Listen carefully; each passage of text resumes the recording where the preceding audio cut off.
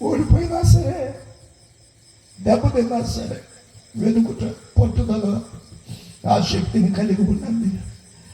మనము లేచుట, మనము నడుచుట, పడుట ఆయనకి తెలుసు.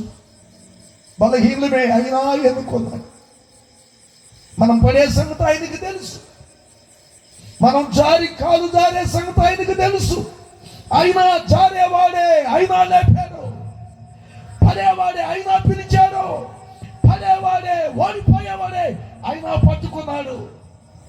ఒకనాడు చెబుతాడు, ఈ చెడ్డ సాక్ష్యం కలిగిన ఈ వ్యక్తి ఎంత గొప్ప సాక్షిగా ఉండటానికి దేవుడు మనల్ని ఎన్నుకున్నాడు. ఒకప్పుడు చెడ్డ సాక్షి, ఒకప్పుడు బలహీనుడు, ఒకప్పుడు చేతగాని వాడు. ప్రభు సమయం కొరకు ఒంటరిగా ఉన్నాడు బెతస్దా కోనేటి దగ్గర. వివాహం అయితే భార్య రాలేదు అక్కడికి. బిడ్డలు, అన్నదమ్ములు, అక్క చెల్లెండ్రు, తల్లిదండ్రులు ఎవరు వాడిని అలా నిడితే పడతాడు కదా. ఎవరు లేదు.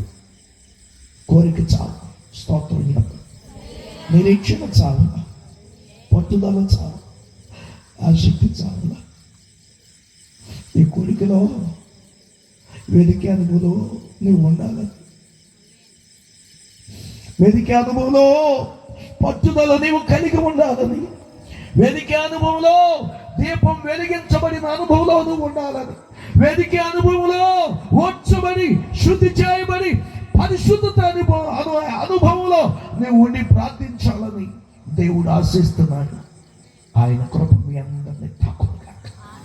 చేతులెత్తండి. ఆయన కృప మీ అందరినీ తాకునుగాక. ఆయన ఆత్మ మీ అందరినీ తాకునుగాక. ఆయన శక్తి మిమ్మల్ని అందరినీ తాకునుగాక. ఆయన పిలుపు మీ జీవితాల్లో నెరవేరునుగాక. ఆయన ఏర్పాటు మీ జీవితంలో నెరవేరునుగాక. మీరందరూ దేవునికి మహిమ తెచ్చుదురుగాక, మహిమ తెచ్చుదురుగాక, మహిమ తెచ్చుదురుగాక, మహిమ కేంద్రాలుగా మీరందరూ దేవుని కొరకు నిలబడుతున్నారు. గట్టిగా చప్పట్లు.